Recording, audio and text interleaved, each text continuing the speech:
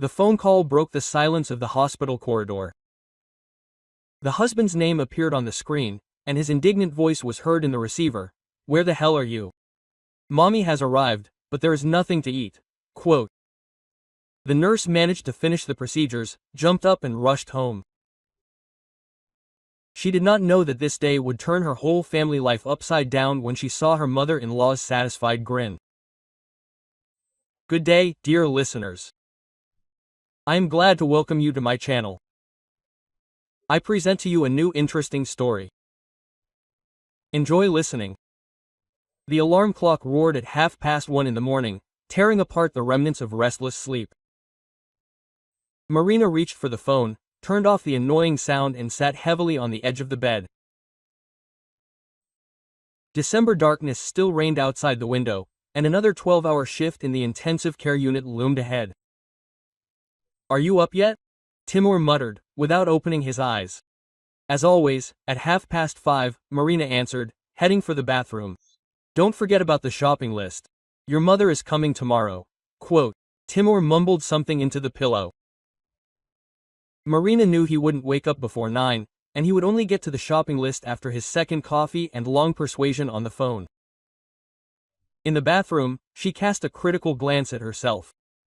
32 years old, but she looked the same. Dark circles under her eyes that no concealer could hide, tired skin, hair that had lost its shine from constantly wearing a medical cap.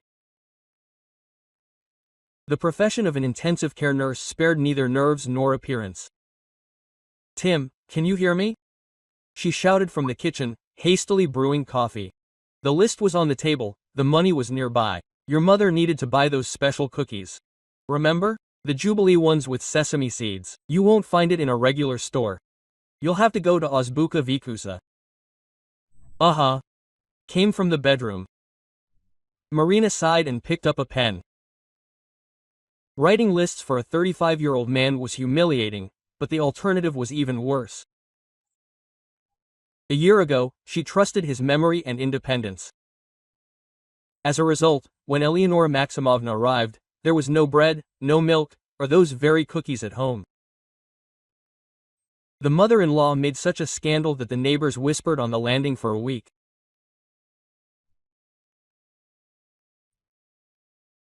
Milk 3.2%, 2 packages, white and black bread, pasta shock butter, 2 dozen country eggs, chicken fillet 1 kilogram, new potatoes 2 kilograms, she wrote in neat handwriting. Eleonora Maximovna was picky and there was no time to express her dissatisfaction. Regular store-bought milk, chemical swill, cheap butter, disgusting margarine, and if the chicken turns out tough, it will also be Marina's fault, who doesn't know how to choose products. Jubilee cookies with sesame seeds, 3 packs, green tea with jasmine, 20% sour cream, low-fat cottage cheese. She continued the list. Each item was the result of suffering from the experience of her mother-in-law's previous visits. Timur appeared in the kitchen when Marina was already buttoning her jacket. "That list of yours again," he grumbled, pouring coffee. "I'm not an idiot. I know what to buy myself." "You know," Marina turned to him. "Last time you bought kefir instead of sour cream and regular cookies instead of what your mother asked for. And then I listened to you for 2 hours about what a bad housewife I was. Mom is not that picky." "Not like that." Marina involuntarily raised her voice. "Timur, last time she came, she counted the plates in the cupboard and said that decent people should have a set for 12 people, not 6. She criticized my borscht because it was too red." "Too red, Timur. Okay, my husband waved his hand. "I'll buy everything on the list. Mom is coming tomorrow for lunch. By 2 o'clock. I finish my shift at 1 o'clock. I'll have time to go home. Just buy everything well today. I might be late tomorrow if complicated patients come in." Timur nodded, but Marina saw that he was listening with half an ear. It was always like that. When the conversation turned to his mother, her husband seemed to switch off, shifting all the responsibility onto his wife. In the minibus on the way to the hospital, Marina thought about the upcoming visit. Eleonora Maximovna did not come often, once every 3 to 4 months, but each of her visits turned into an ordeal. The mother-in-law seemed to be on a mission to find as many shortcomings in the lives of her son and his wife as possible. The curtains were hanging incorrectly, the food was undersalted, Marina looked exhausted and spoiled her husband's mood. The hospital greeted them with the familiar smell of disinfection and the bustle of the morning shift. The intensive care unit was already in full swing. The duty team was handing over cases. The nurses were checking the equipment. The doctors were making the rounds of the wards. "Marina, you are in the 4th ward today," said the head nurse Lyudmila Viktorovna. "There is an elderly man there after a heart attack. His condition is serious, but stable. And a middle-aged woman, a car accident, broken ribs, pneumothorax." The next few hours flew by. Time flowed in a special way in the intensive care unit. Sometimes it was languidly slow, when you were watching the monitors, and sometimes it was crazy fast, when emergency patients were admitted to the department. Marina changed IVs, monitored blood pressure, and recorded the readings of the devices. Each patient required attention. Each was someone's close person. At 10:30, the nurse from Sveta approached her. "Marin, there's a woman in the 3rd ward. The one who was admitted yesterday with poisoning, she asks to talk to her. She says she is scared to be alone." Marina nodded. Talking to patients was not her direct responsibility, but she understood that people in critical condition needed not only medical help, but also human sympathy. The woman in the 3rd ward turned out to be Marina's age, pale, with tubes under her nose, but her eyes were alive, scared. "I thought I was going to die," she whispered. "I got poisoned by mushrooms at home, and my husband was at work. If it weren't for the neighbor who came in to borrow salt, everything would be fine now," Marina reassured her. "The tests are good. The doctor said that tomorrow we will transfer you to the general ward."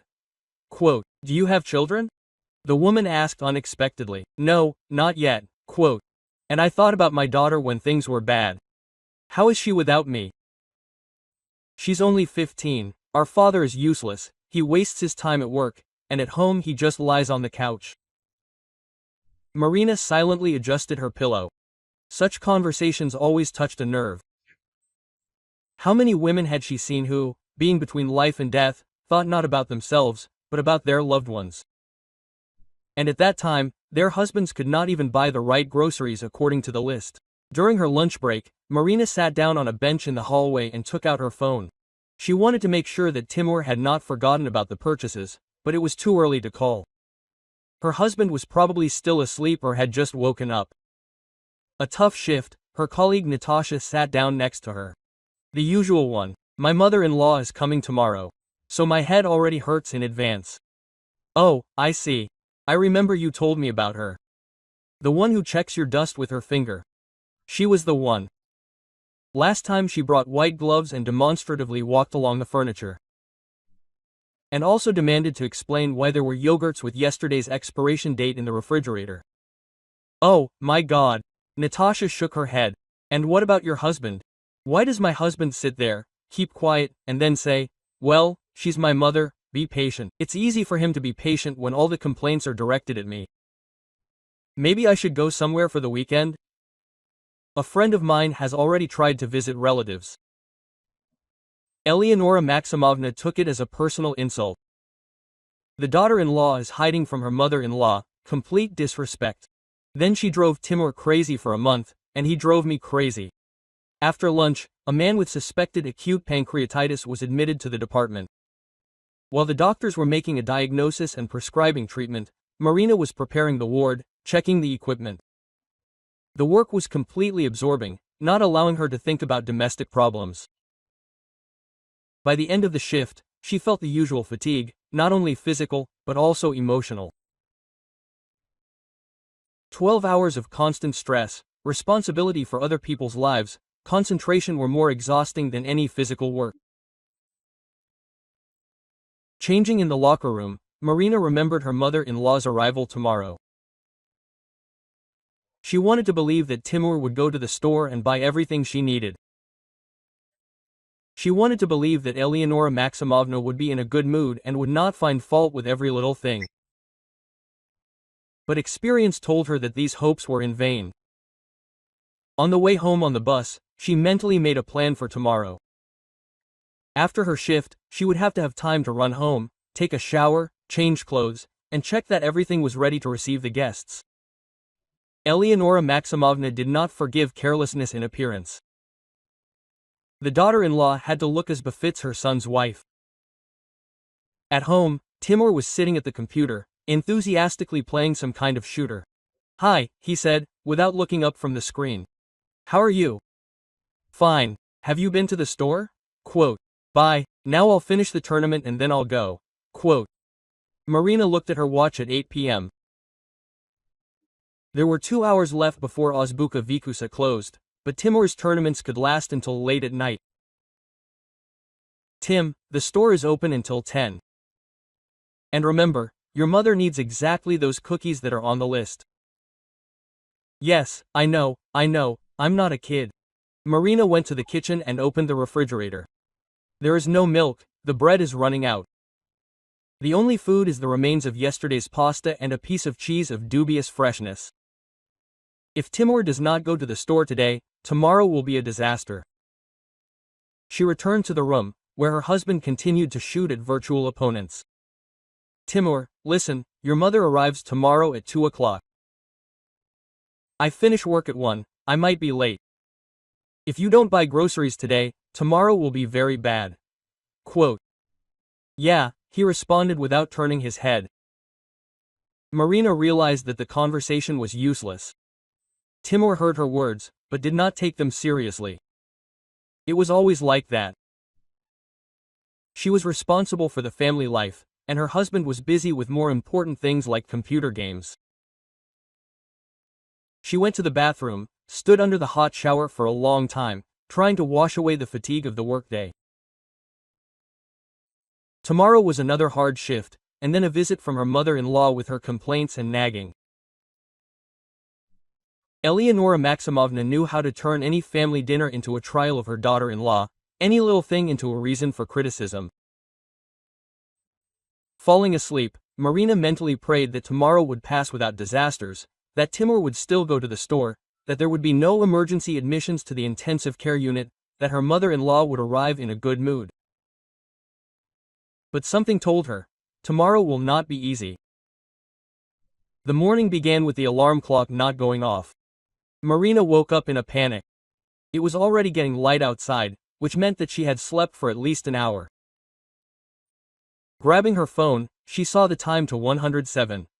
There were 20 minutes left before the start of her shift, and the road to the hospital would take at least half an hour. "Timur!" she shouted, jumping out of bed. "I'm late, did you go to the store?" Quote. Her husband sleepily raised his head from the pillow. "And which store?" Her heart sank. Marina flew into the kitchen like a bullet. The list was lying in the same place where she had left it the day before. The money was also untouched. "Timur, did you buy groceries? Your mother is arriving today." "Damn, I forgot," he said, scratching the back of his head. "It's okay, I'll go today." "Today, when?" Quote. "She arrives at 2, but I run to the nearest store in the morning." Marina wanted to explain that the nearest store doesn't have those special cookies that Eleonora Maximovna loves, that her mother-in-law would immediately notice the difference between village eggs and regular ones, that any little thing would be a reason for a scandal. But there was no time. Every minute of being late threatened a reprimand from the manager. Pulling on her jacket on the go, she jumped out of the apartment and rushed to the bus stop. In the minibus, she nervously looked at her watch, mentally calculating whether she would make it in time. Being late in intensive care was unacceptable. Human lives depended on the accuracy of shifts. She flew into the hospital at 58:02. Lyudmila Viktorovna gave her a stern look. "Marina, what kind of look is this? And why only now?" "Sorry, I overslept. I'll change now. Quickly. We're busy today." 2 serious cases were admitted last night. The intensive care unit was really bustling. In the third ward there was a man after a massive heart attack. In the fifth a young woman with poisoning from some pills. Both were in critical condition, both required constant observation. Marina, are you responsible for the fifth ward today? The head nurse ordered. The girl is unconscious, but the indicators are stabilizing. Measure her blood pressure every half hour, monitor the IVs. Quote. The first hours flew by in the usual bustle, changing systems, recording monitor readings, helping the doctors during rounds. The woman in the fifth ward was slowly coming to. At first she moaned, then opened her eyes, tried to say something. Mom, she whispered, where is my mom? Everything will be fine, Marina reassured her. Mom will come as soon as the doctor allows visiting. At 11 a.m., another patient was brought to the department, an elderly man with acute heart failure.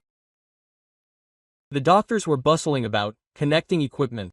Marina helped prepare medications. The situation was critical.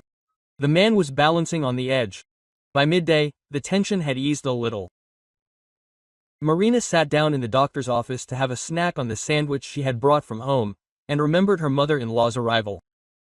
She glanced at her watch, 12:30. Eleonora Maximovna should already be on her way. She took out her phone, dialed Timur's number, long beeps, then a sleepy voice. Hello, Tim, how are things with the groceries?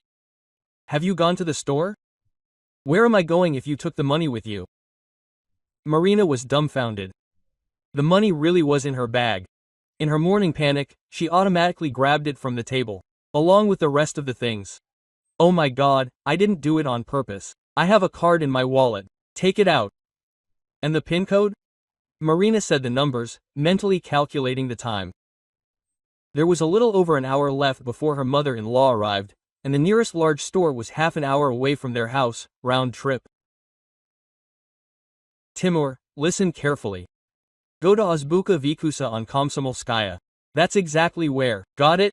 Buy everything exactly on the list. Especially the Jubilee cookies with sesame seeds, green tea with jasmine, and country eggs. Yes, I get it, I'm not stupid. And please hurry up. Your mother doesn't like to wait. Having hung up, Marina tried to concentrate on work.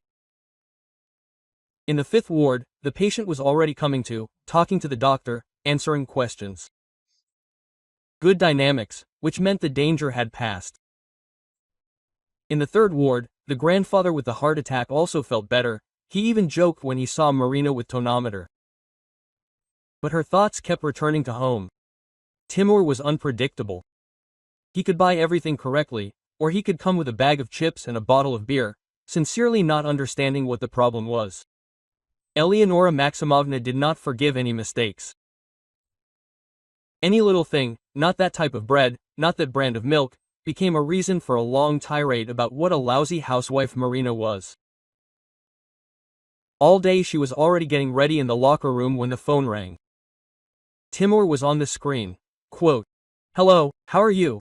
She answered, simultaneously pulling on her jacket. What she heard made her go cold. Quote, Where the hell are you? Timur yelled so loudly that several colleagues turned around. Mom has arrived, but there's nothing to eat. Drop everything and go home. Marina felt the ground slipping out from under her feet. A wild thought flashed through her head. Maybe this is a prank? Maybe Timur just decided to joke? How is that nothing?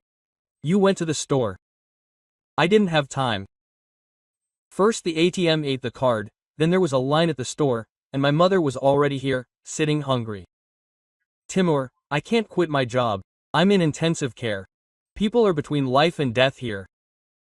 And I don't give a damn about your intensive care. Her husband screamed, finally losing control. My mother is sitting here hungry, and you're chilling in the hospital. Chilling in intensive care, where she's been saving people's lives for 12 hours straight. Timur, calm down. I'm finishing my shift now and going home. I'll buy something ready-made on the way. Not now, but immediately. Drop your job and bring your boobs here. Work. Marina closed her eyes, trying to pull herself together. Hands. Behind her back, her colleagues were talking. Everyone heard her husband's hysteria. Quote. Okay, she said quietly. I'll try to find a replacement. Well, try and do it quickly. Timur hung up. Marina stood in the locker room, holding the silent phone in her hands, and felt tears running down her cheeks. Humiliation, helplessness, shame in front of her colleagues. Everything mixed into one painful lump. Quote. Marina, what happened? Lyudmila Viktorovna came up. I need to leave urgently. Family circumstances. Can we find a replacement for the last 2 hours? The older sister frowned. Leaving without working a shift was a serious violation. Something happened to relatives. Marina wanted to lie, say something about a hospital or an accident, but she couldn't. Quote. My mother-in-law arrived unexpectedly, and my husband didn't have time to buy groceries, she squeezed out. Lyudmila Viktorovna looked at her in amazement. Quote. And because of this you want to abandon the patients? I understand how it sounds, but, Marina, in the 3rd ward we have a person after a massive heart attack, in the 5th a girl after poisoning. And you want to leave because your mother-in-law is hungry. Every word hit like a whip.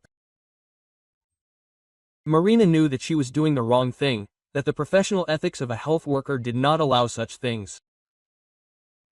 But Timur's voice was ringing in her ears, and the thought that an enraged Eleonora Maximovna was waiting for her at home deprived her of the ability to think clearly. Quote. Lyudmila Viktorovna, please, she begged. Find someone, I will work for him on the weekend, do an extra shift. The head nurse looked at her for a long time, then sighed heavily. Natasha was buzzing today, but I will try to call her. But this is the last time, Marina, the last time I agree to this. Thank you. Thank you very much. While Lyudmila Viktorovna was calling Natasha, Marina stood by the window and tried to calm down. Everything was boiling inside. Anger at Timur, at his mother, at herself for giving in to this absurdity. She knew that her colleagues would now look at her differently, that her reputation as a reliable employee was shaken by family troubles. Quote. Natasha agreed to come, the older sister said. She'll be here in half an hour, but keep in mind this is an exceptional situation. I understand. Thank you again. Half an hour dragged on painfully slowly. Marina paced the corridor, mentally imagining what was going on at home. Eleonora Maximovna had probably already examined the contents of the refrigerator, assessed the cleanliness of the apartment, found a bunch of reasons for dissatisfaction, and Timur was sitting nearby, nodding and waiting for his wife to arrive and solve all the problems. Natasha appeared at 1:45. Sleepy, dissatisfied, in her home clothes. Quote. Marina, have you completely lost your mind? She said quietly. Quitting your job because of some mother-in-law? Forgive me, Natasha, I understand how this looks. Do you have any idea what's going on at home? My husband has been racking my brains. We were either going to the movies or to visit his parents. And now I'm going to hang around here until the evening. I'll work for you any day. Natasha waved her hand and went to change. Marina felt like the last. She let her colleague down, violated hospital discipline, jeopardized the treatment of patients, and all for the sake of not upsetting her capricious mother-in-law. On the way home, she popped into the first supermarket she came across. She rushed between the counters, grabbing everything in sight: bread, milk, cooked chicken, some salads. There were no Jubilee cookies with sesame seeds, so she took the usual ones. She also didn't find any green tea with jasmine. She grabbed the first pack she came across. On the bus home, Marina tried to tidy herself up. Her hair was disheveled, there were stains from medications on her robe, and dark circles from lack of sleep and stress lay under her eyes. Eleonora Maximovna would definitely notice and comment on this. As she walked up the stairs to her apartment, she heard voices behind the door. Timur was explaining something. His mother-in-law answered in a displeased tone. Marina stopped in front of the door, took a breath and pressed the doorbell. Timur opened the door with a guilty expression on his face. Quote. Finally, he exhaled. Where have you been, Mom? Eleonora Maximovna's commanding voice came from the room. Marina walked into the living room, still in a dirty medical robe, with disheveled hair, with bags of groceries in her hands, and saw a picture that made the blood rush to her head. Eleonora Maximovna was sitting majestically in an armchair with a cup of tea in her hands. The table was decorated with store-bought grilled chicken, ready-made salads, and cold cuts. Timur was bustling around nearby, pouring tea for his mother-in-law. Quote, as she finally came running. The mother-in-law cast a disdainful glance at her daughter-in-law. She left her husband, neglected the house. At that moment, something snapped in Marina's soul. She quit her job, let her colleagues down, humiliated herself in front of her superiors, and at home she was greeted as a servant who had been absent for too long. Marina stood in the doorway of the living room and could not believe her eyes. After all that panic, screaming and hysteria on the phone, after humiliating requests to colleagues and superiors, after a mad dash to the shops, complete idle reigned at home. Eleonora Maximovna was sitting in her late father-in-law's favorite chair, which Timur had specially transported from his mother's apartment. She was wearing an elegant beige suit, her hair was styled in an impeccable hairstyle, her manicure was fresh. Next to the chair stood a small table with a cup of steaming tea and a vase of sweets. On the large table was a feast, golden grilled chicken, 3 types of ready-made salads in branded containers from an expensive store, a selection of beautifully sliced cheeses and sausages, fresh vegetables and fruit. Everything looked as if they had been preparing for my mother-in-law's arrival for several days. Timur, Marina said slowly, putting her miserable bags on the floor. Where did all this come from? Her husband looked down guiltily. Mom bought it herself. When she arrived and saw that the house was empty, she had to go to the store herself. Eleonora Maximovna intervened, without raising her eyes from her cup. It's good that I remember where there are decent places here, otherwise my son is completely helpless, like a small child. Marina felt the blood rush to her face. So, this whole circus was arranged in vain. All this hysteria, shouting, demands to immediately quit work. But Timur said that you were starving. I said that I was hungry from the road, the mother-in-law answered calmly. And he immediately panicked. Men, they are like children.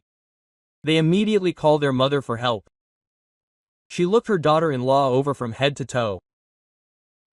Why are you looking like that? Are you at work, not showering? And what condition is your hair in?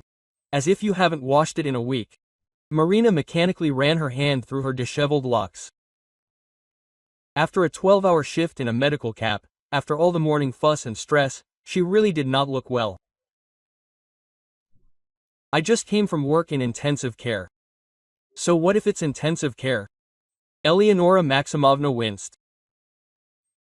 The other nurses somehow managed to look human, but you look like a scarecrow. Timur, pour me some more tea, it's gotten cold. Marina went into the bedroom, threw off her medical gown and quickly changed into home clothes. A tired, haggard face with red eyes looked back at her in the mirror. Indeed, the view was something else. When she returned to the living room, Eleonora Maximovna had already begun to inspect the apartment. Her mother-in-law walked around the room, carefully examining the furniture, peering into the corners, running her finger along the surfaces. Quote, there's dust on the TV, she noted. Some of the hangings are faded. When was the last time you washed them? A month ago, Marina answered honestly. A month? The mother-in-law was horrified. Decent housewives wash their curtains every 2 weeks, or even more often. Timur sat on the sofa and silently watched what was happening. When his mother criticized his wife, he always turned into a silent witness, as if what was happening did not concern him. Quote, Timurchik, show me the kitchen, Eleonora Maximovna ordered. I'll see how the household is run here. The kitchen inspection turned into real torture. The mother-in-law opened all the cupboards, looked into every drawer, checked the contents of the refrigerator. Quote, There isn't enough dishes, she concluded, counting the plates. Normal people should have a set for 12, not 6. And if guests come, what will you serve them in? We rarely receive large groups, Marina tried to explain. Rarely, because you have no friends, you don't invite relatives, so you live like hermits. Eleonora Maximovna opened the refrigerator and began to examine its contents. Quote, "The milk is expired," she announced, taking out a bag. "Look, it ran out yesterday." "Just for a day," Marina weakly objected. "For a day? What if we get poisoned? Do you work in a hospital?" She should understand the dangers of expired products. The mother-in-law continued her inspection. The yogurt was a suspicious color, the bread was too soft, and the eggs were of unknown origin. Quote, "In our time," she said, sitting back down in the chair, "wives knew how to keep house and cook normal food, not these semi-finished products. And now the youth only knows how to run to the store for something ready-made." "I cook," Marina tried to defend herself. "I just didn't have time today. I worked in the morning." "I worked," Eleonora Maximovna snorted. "Work is work, but family should come first.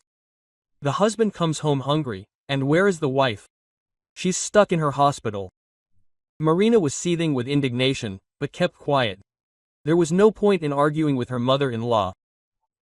Any objections were perceived as insolence and disrespect for elders.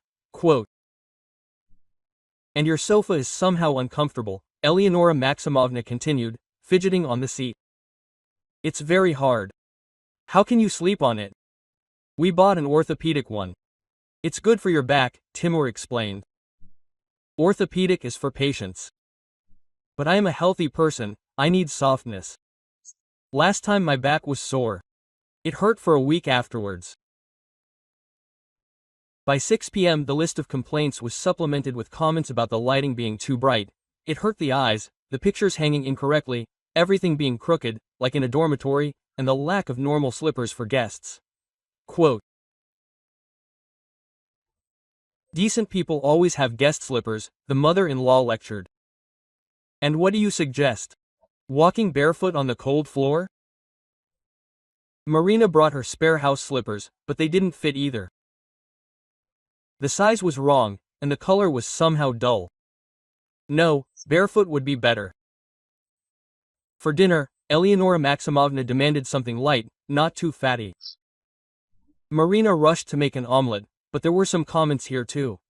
Quote, "The eggs are undercooked," the mother-in-law declared after trying a piece. "And not enough salt. What kind of milk did you add?" "Not the expired stuff from the fridge."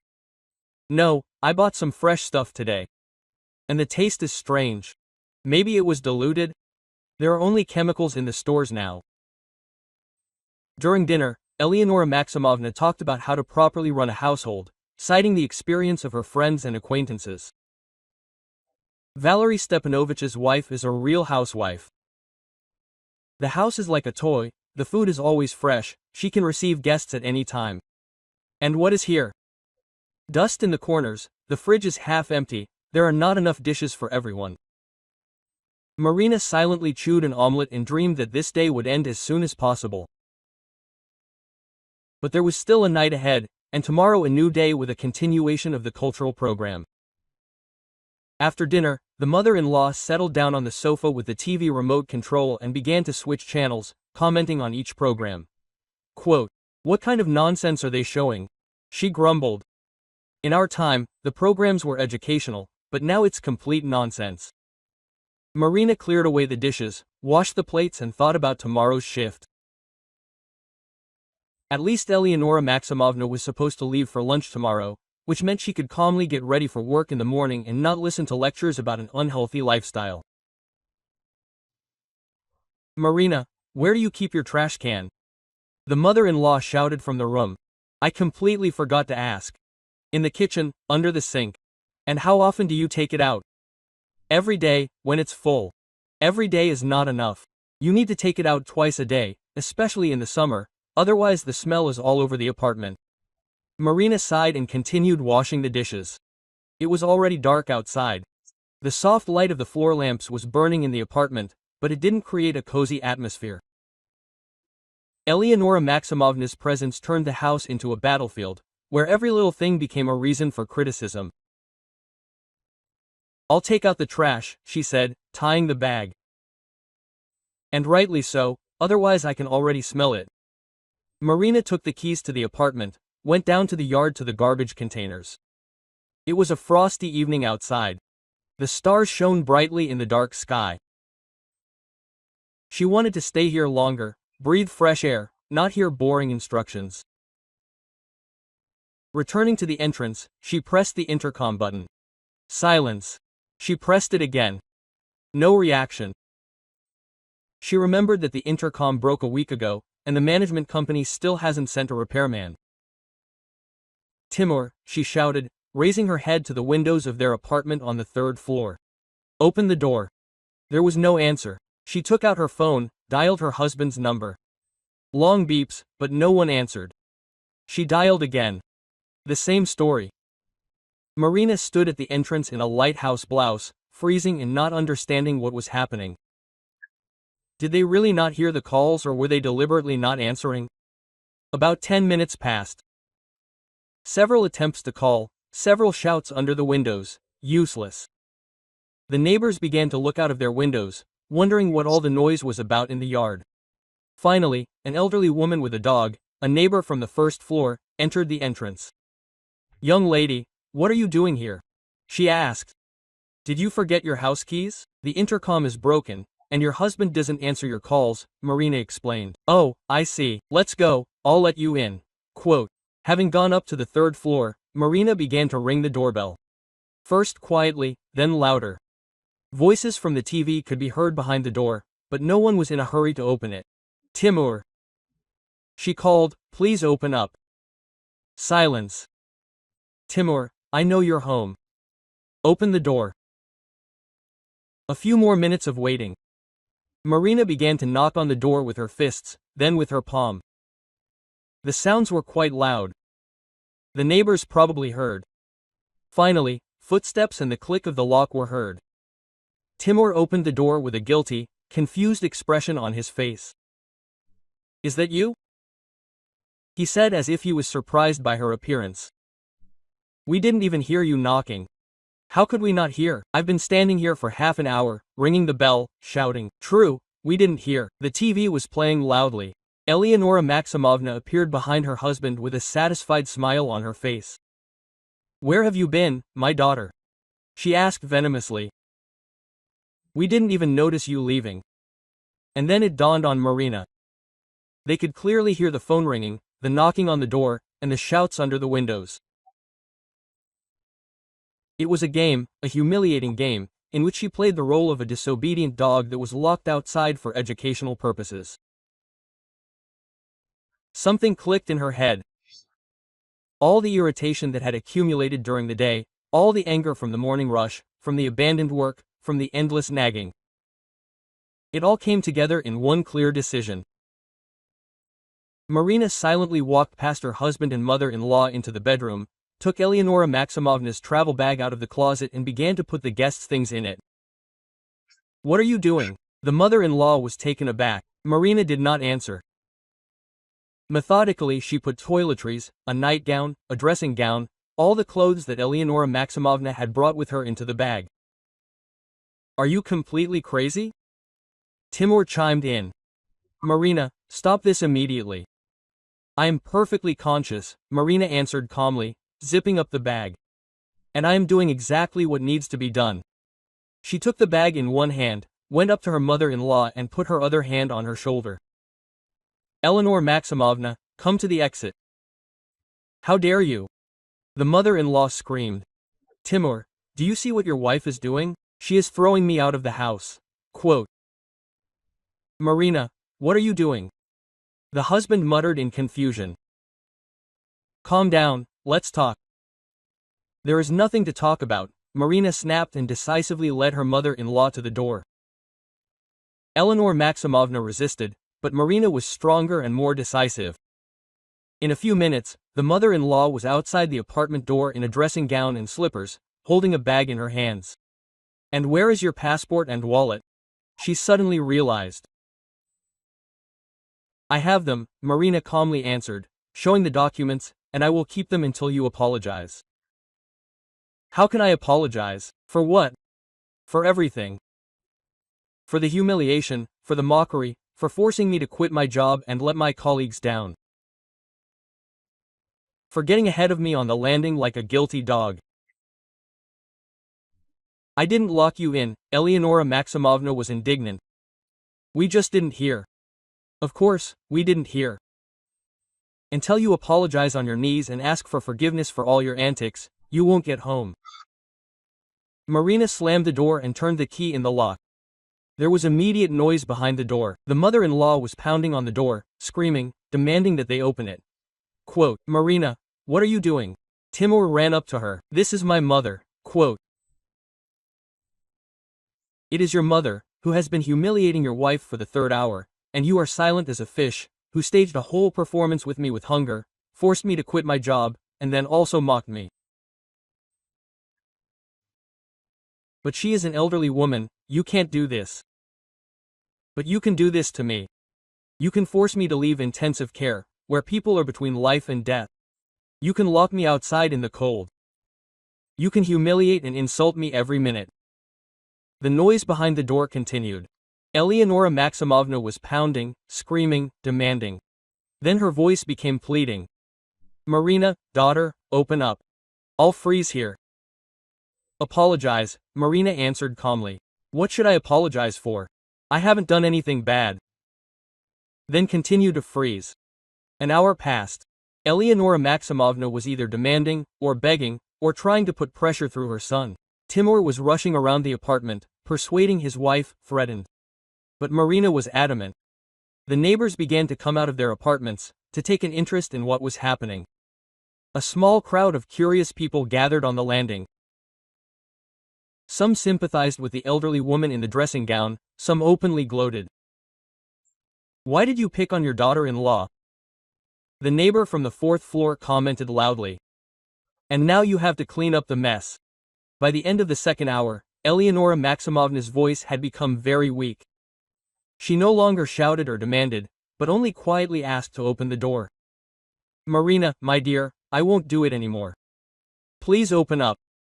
Apologize on your knees," the daughter-in-law repeated. Okay, I apologize. Forgive me. On my knees." A rustling sound was heard behind the door, then a quiet cry. "Forgive me, Marina, I won't hurt you anymore. Please forgive me." Marina opened the door. A disheveled, tear-stained woman was kneeling on the threshold. Eleanor Maximovna. Her dressing gown was all tangled up, her hair was disheveled, and there were traces of tears on her face. "Get up," Marina said, "and don't you ever dare behave like that in my house again." Eleanor Maximovna rose from her knees, shook out her dressing gown and walked into the apartment. Her face was red from humiliation. Her eyes were shining with undried tears. The neighbors who had gathered on the landing slowly dispersed, whispering and looking around. Quote, "Well, have you seen enough?" Marina said loudly before closing the door. The show was over. A heavy silence hung in the apartment. Timur stood in the middle of the living room, looking from his wife to his mother in confusion. Eleanor Maximovna sank into a chair and covered her face with her hands. Quote, "How could you do this to me?" she asked quietly, without raising her head. "I'm an elderly woman. The neighbors have seen me like this. How could you make me quit my job in intensive care because of your whims?" Marina answered calmly. How could she lock me outside in the cold for her own amusement? I didn't lock me out. We really didn't hear. Eleonora Maximovna. Marina sat down on the edge of the sofa. Let's be honest. You heard my phone ringing and the knock on the door perfectly well. It was a game. A humiliating, cruel game. The mother-in-law raised her eyes. They did not show remorse, but anger. Anger that her plans had failed, that her daughter-in-law would not tolerate the abuse. Even if that is so, she muttered, this is no reason to throw me out the door like a beggar. This is the only way you understand. Timur finally decided to intervene. Marina, you were too cruel. Mom apologized. Now we can forget. Forget. Marina turned to her husband. Timur, do you even understand what happened? I abandoned seriously ill patients, humiliated myself in front of my colleagues, set up a friend who had to go out to work on my day off. And all this because of your hysteria on the phone. But I was worried. Overwhelmed? You yelled at me like I was some idiot, calling my job a distraction and a chore. But I work in intensive care, where they decide whether a person will live or die. Eleonora Maximovna raised her head. A familiar gleam appeared in her eyes. So what? What's in intensive care? She intervened. Family should come first, and not some other people's sick people. Other people's sick people? Marina felt her anger boiling up again. These are living people. Everyone has a family, children, relatives, and my job is to save their lives. Your job is to be a good wife and housewife, the mother-in-law raised her voice. What, have you neglected the house? Don't you feed your husband properly? You look like a homeless person. Mom, stop it, Timur weakly tried to intervene. I won't stop. Eleonora Maximovna rose from her chair. I raised my son all his life, and then someone comes along and crosses out all my work. You live anyhow, a mess at home, an empty refrigerator. The refrigerator is empty because your son didn't bother to go to the store. Marina couldn't stand it. And the mess at home is because I work 12 hours a day. So it wouldn't work. Sit at home, cook borscht, have children. Have children? Marina smiled bitterly. And how are you going to support them? With your pension? Timur gets pennies for his jobs, and you demand that I quit mine. My son gets a normal salary, Eleonora Maximovna was indignant. 20,000 rubles a month is a normal salary.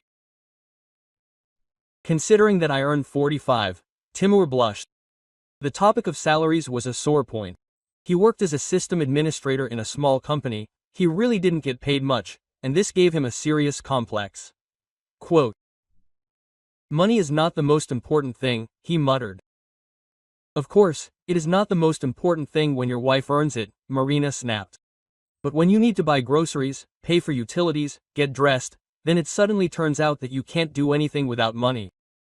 Eleonora Maximovna realized that the conversation was taking an unpleasant turn and decided to change tactics. Okay, she said in a conciliatory tone. Quote, let's not quarrel. I came to visit my son, I just wanted to relax, talk. Relax? Marina asked again. You spent half a day criticizing my cleaning, cooking, appearance. Is this what you call relaxation? I just wanted to help with advice. Advice? Eleonora Maximovna, you called me a garden scarecrow. Is that advice? The mother-in-law fell silent, realizing that excuses were not working. Marina stood up and went to the window. You know what? She said without turning around. You're leaving tomorrow and don't come here without an invitation again. What do you mean without an invitation? Eleonora Maximovna was indignant. This is my son's apartment. This is our shared apartment, and I have the right to say who I want to see here and who I don't. Timur, the mother-in-law turned to her son. Quote, do you hear what your wife is saying? She forbids me to see my own son. Timur hesitated, not knowing what to say. On the one hand, his mother, who had looked after and controlled him all his life, on the other, his wife, who was right, but acted very harshly. Quote, Marin, maybe you shouldn't be so categorical? He tried. Mom realized her mistakes. What mistakes? Eleonora Maximovna immediately jumped up. I didn't make any mistakes. I just wanted my son's family to be in order. Quote, you see, Marina turned to her husband. She didn't see any mistakes. So, she'll behave the same way next time. Next time, the mother-in-law grinned evilly. Yes, after today's humiliation, I'll never set foot here again. You can live as you want, in filth and chaos. Fine, Marina answered calmly. Agreed. The rest of the evening passed in tense silence. Eleonora Maximovna demonstratively packed her things, sighed loudly and read about the ingratitude of the youth. Timur tried to smooth things over, but he was doing poorly. Both his mother and wife were irreconcilable. At night, Marina lay and thought about what had happened. Of course, she acted harshly. Of course, throwing an elderly woman out on the landing was humiliating, but something told Eleonora Maximovna would not have gotten it any other way. In the morning, the mother-in-law got up early, collected the last of her things and called a taxi. She didn't say a word at breakfast, only drank tea and demonstratively winced at its taste. Mom, maybe you shouldn't do this? Timur tried to make peace with her. Stay another day, we'll sort everything out. No, Eleonora Maximovna answered coldly. I'm clearly not welcome here. It's better to go home, to my apartment. When the taxi arrived, the mother-in-law said goodbye to her son coldly and didn't even look in Marina's direction. Call me, Timurchik, she said as they parted. But I'm not inviting you to my place. I don't want your wife to criticize my house. After she left, the apartment became quiet and calm. Marina cleared away the dishes and felt relieved. For the first time in many months, there were no reproaches at home, there was no tension, there was no need to justify every little thing. Timur sat on the sofa and sulked. Quote, She played herself out, he muttered.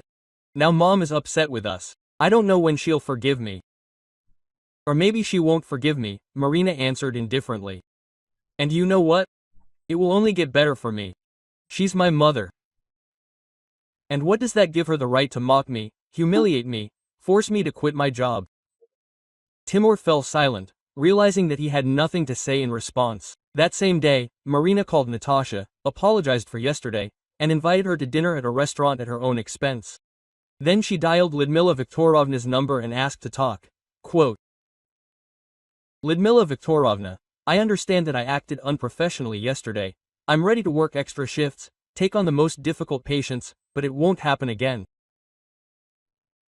I hope so, the older nurse answered dryly, because next time there won't be a replacement, no matter how much your husband yells. Eleonora Maximovna really didn't come anymore. At first she was upset for a month, then for 6 months. Timur visited her himself, listened to her complaints about her cruel daughter-in-law, nodded and agreed. And a year later, an event occurred that finally solved the problem. Eleonora Maximovna's youngest son, Artyom, divorced his wife, and his mother moved in with him to help with the household. She was completely satisfied with the new object of guardianship and control. Artyom was softer than Timur and did not have a wife who could fight back. Quote, Mom is moving in with Artyom, Timur said, hanging up after another conversation with his mother. And thank God, Marina responded, without looking up from her medical journal. She said that she had finally given up on us. Quote, You? What do you mean? Mutually. Marin, do you regret what happened? Marina put the journal aside and looked at her husband. You know what I regret? That I didn't do this sooner. How many years have I suffered humiliation, made excuses, apologized for things that were not my fault? But I only needed to show my character once. But she is an elderly woman. Elderly does not mean saintly and does not mean that you can mock people with impunity. Timur fell silent. Deep down, he knew that his wife was right, but he could not admit it out loud. Life at home improved. Marina continued to work in the intensive care unit. Timur gradually got used to the absence of his mother's calls and visits. Eleonora Maximovna was now raising her youngest son in his life, and she no longer cared about the eldest. Sometimes Timur went to see his mother alone, but these visits became less and less frequent. Eleonora Maximovna was completely absorbed in her new role as housekeeper in Artyom's apartment. And Marina, in her free evenings from work, sat in silence, read books, watched films and enjoyed the peace. No one criticized her appearance, no one counted the dust on the furniture, no one made a scene over expired milk. The house finally became a home, not a battlefield. And it was worth one humiliating evening on the landing.